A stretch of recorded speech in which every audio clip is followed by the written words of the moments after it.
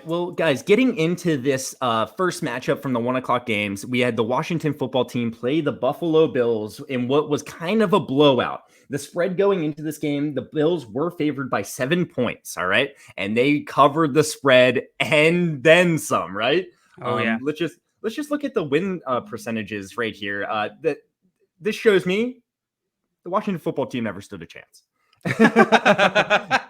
According to my expert genius here, I conclude that the Washington football team never stood a chance. No, the Washington football team did not come to play, but they did have some fantasy producers. And let's just get into the football team here real fast. Taylor Heineke had a good game from a fantasy perspective, right, guys? Antonio Gibson, great game.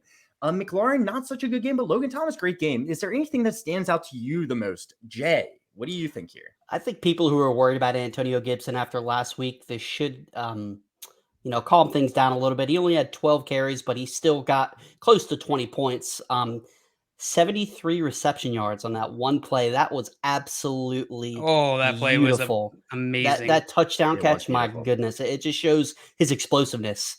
And Taylor Heineke, I think you got to be comfortable with him as a low end QB2, not necessarily somebody you're forcing into your lineup, but before long, we're going to get into bye weeks and you're going to need some, especially in Superflex leagues, you're going to need some starters. So Heineke, I think you can do much worse than putting Heineke as your QB2.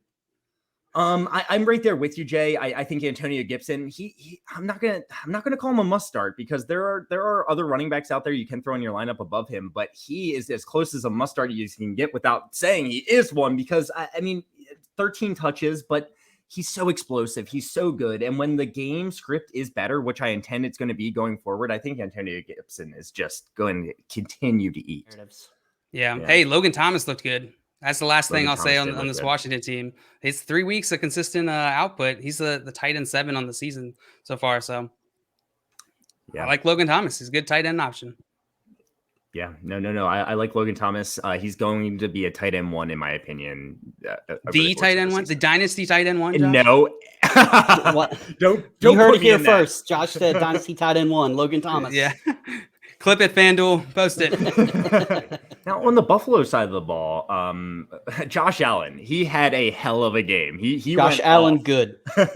Josh Allen, very good. Stephon Diggs, a little disappointing considering how well Josh Allen did. I mean, Emmanuel Sanders and Cole Beasley were each top 10 fantasy producers, I think, on the weekend of PPR league so far. So are you guys concerned about Stephon Diggs at all? JL, are you? No, not at all. Not at all. He's the most talented wide receiver on this team. And, we know that Josh Allen likes to spread the ball around, but Stephon Diggs is most likely going to be his favorite target. He's going to be the most explosive player.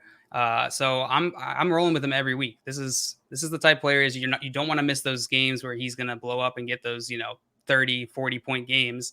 And he's not playing poorly just because he gets you, was it 9.2 fantasy points this game? Yeah, it's nothing to write home about, but it's also not 3. Yeah. So I think. Go ahead, Josh. No. I completely agree. Stephon Diggs is in your lineup.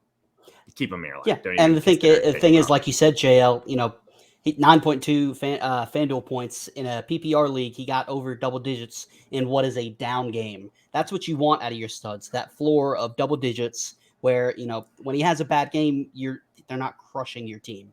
I mean, how many games is Emmanuel Sanders going to get 2 touchdowns, Zach Moss going to catch a touchdown, and one not go Diggs' way? So I think it's just, it's nothing to be concerned about whatsoever. Yes, absolutely. And what do you guys think? It's going to be just a split of Zach Moss and Devin Singletary going forward? Do you think Zach Moss ran away with the job, Jay, by any chance? No, I think it's going to be like this all season. Singletary's looked pretty good this year, honestly.